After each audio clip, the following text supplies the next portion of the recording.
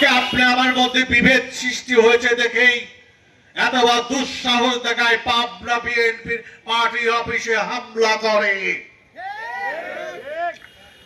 এখানে কি বুঝতে চান না আপনি আমরা এতটুকু যদি আমাদের মধ্যে বিভেদের সুযোগ নিয়ে পাবনা পার্টি অফিস ভাঙা দুঃসাহস রাখে, আর আপনি আমার মধ্যে যদি সেই কোন্দল অনেক বাজে পর্যায়ে যায়, তাহলে কি আপনি আমি আমার পরিবার এই নেতা কর্মী নিরাপত্তা পাবে? নিরাপদ থাকবে?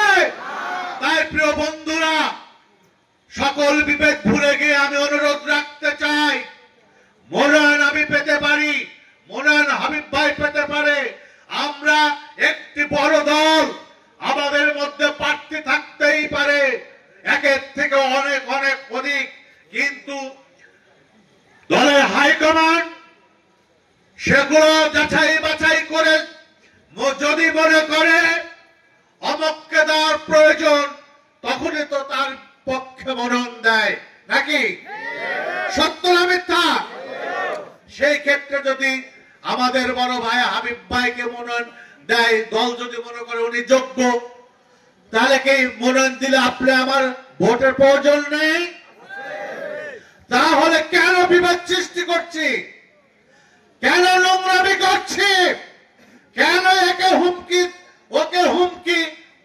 আরে ভাই, আমরা বিএনপি না, দিন শেষে তো সব আমরা ধানের শীষ। আমি যদি পাই, আপনার তো দায়িত্ব হবে ধানের শীষকে জিতানোর, না তো আমি আপনার মানুষই না, কিসের জন্য আমার আদর্শ সৈনিক নাকি? তাই বলি বন্ধুরা, দেখছেন এতটুকু সুযোগ নিয়েই আজ আওয়ামী লীগ পার্টি অফিস হামলা করেছে।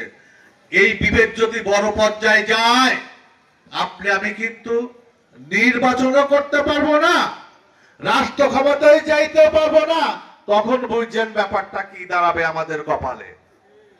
অতএব আমি বিনয়ের সঙ্গে অনুরোধ করছি, আপনারা আমার সব সংগঠনের লোক, আপনাদের প্রতি আমার দায়িত্ববোধ আছে, আমার কর্তব্য আছে, আমার দরদ আছে।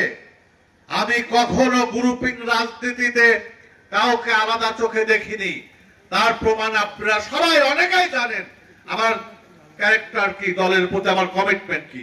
আমি কোনোদিন ওই চোখ দিয়ে দেখিনি। ঈশ্বরদীতে যখন বাবলু ভাই সঙ্গে আমার প্রথম গ্রুপিং এর সর্বোচ্চ পর্যায়ে ছিল, 99 সালের কথা বলছি, 2রা ফেব্রুয়ারি, সেদিন কিন্তু যখন আমি যাচ্ছি পার্টি অফিসে কিন্তু একটি বিক্ষোভ মিছিল ছিল। যতই গ্রুপিং থাক, আমি নেতা কর্মীদের দেখে রিকশায় নেমে যখন চা খাচ্ছি, তখন থানার থেকে এবং রিজার্ভ ফোর্স এসে প্রথমে জিজ্ঞাসা করে এখানে কি হচ্ছে। আমি বললাম এখানে একটি প্রোগ্রাম আছে, এটা জাতীয় ঘোষিত, সেই প্রোগ্রামের জন্য এখানে বিক্ষোভে সবাই আয়োজন করছে। আমার সঙ্গে কথা বলে গিয়ে এই পার্টি অফিসের সামনের থেকে পুলিশ যেভাবে আমার নেতা কর্মীদেরকে আঘাত মেরে চ্যাং ধরা করে গাড়ির মধ্যে তুলছিল, তখন আমি জাকারিয়া পিন্টু কিন্তু আমার গ্রুপিং ভুলে গেছিলাম। আমি এখানে সবাই আছেন, আমার কোনো প্রয়োজন ছিল না আমি যদি ওই রকম নেতা বা কর্মী হতাম, কিন্তু আমি পারি নাই, কারণ ওরা তো আমারই কর্মী, আমার দলের কর্মী।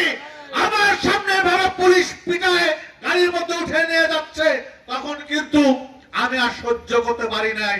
সেদিনকার ইতিহাস সবাই জানেন কি ঘটেছিল। ওসি সহ অবরুদ্ধ হয়েছিল 1.5 ঘন্টা, কিন্তু থানা অবরোধ ছিল, ওসি অবরোধ ছিল। 99 কথা বলছি, 2রা ফেব্রুয়ারি। আমি কিন্তু ভাই এমনই নেতা, এমনই কর্মী। আমি ছাত্র দল থেকে, স্কুল জীবন থেকে এই দল করি, ছাত্র দল দিয়ে আমার জীবন গড়া। আমি একটা কর্মীর কষ্ট আমি জানি। সেই 86 সাল থেকে এই বিগত ফ্যাসিস্ট মাফিয়া হাসিনা সরকারের নির্যাতনে আমার নেতা কর্মীদের কি গতি হয়, কি হয়েছে আমি দেখে এসেছি। তাই আমার কাছে সবার আগে আমার দল আগে, আমার নেতা কর্মী আগে। আমি সেইভাবেই কিন্তু আপনাদের নিয়ে পলিটিক্স করেছি।